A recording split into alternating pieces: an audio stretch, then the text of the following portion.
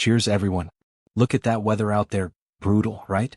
Most folks think the biggest risk of a rainy walk is that wet dog smell lingering in the living room for a week. And look, when you're hauling a 100 pounds/45 kilograms Mastiff back inside, that's a lot of wet fur to deal with.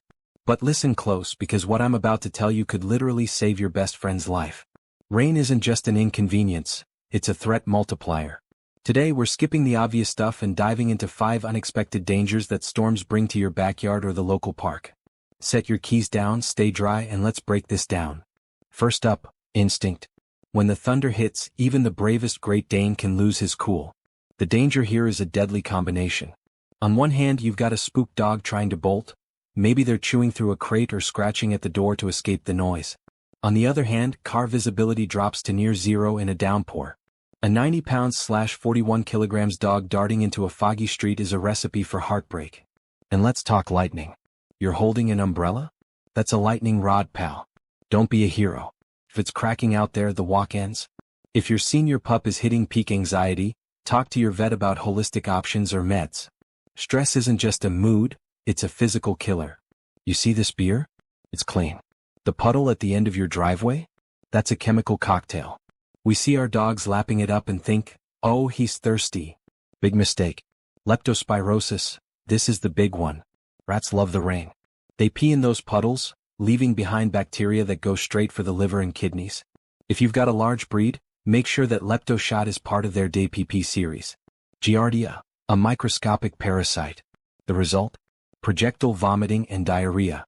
Trust me, you don't want to be cleaning that off your rug. The chemical runoff. Rain washes everything into those low spots: lawn pesticides, motor oil, and even antifreeze, ethylene glycol. One lap of that sweet-tasting antifreeze can be fatal. Pro tip: train them to wear boots, or at the very least, wash those paws with unscented Dawn soap the second you get home. Whatever they don't drink, they'll lick off their fur later. Rain makes the grass green, but it also wakes up the fungi.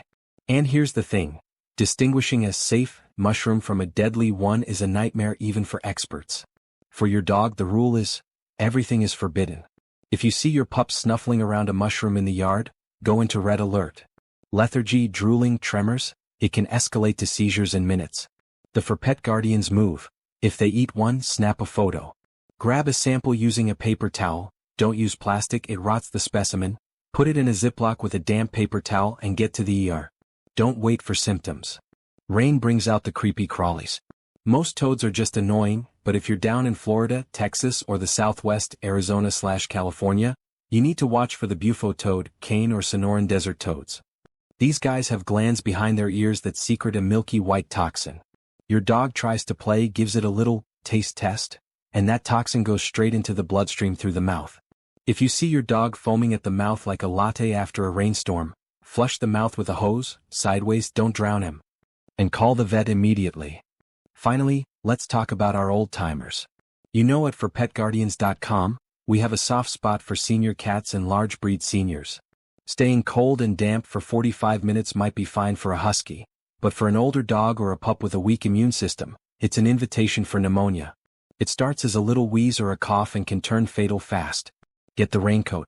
Yeah, they might look a little goofy, but it keeps their core temperature up. When you get back, it's towel dry time, vigorous friction, and a warm, dry spot by the heater. Bottom line? Rain is great for the lawn, but it's a minefield for our dogs. Keep the walks short, keep your eyes peeled, and maybe stick to some indoor hide and seek, with treats when the clouds turn gray. Prevention is a hell of a lot cheaper and easier than a 2 a.m. emergency visit. Drop a comment below.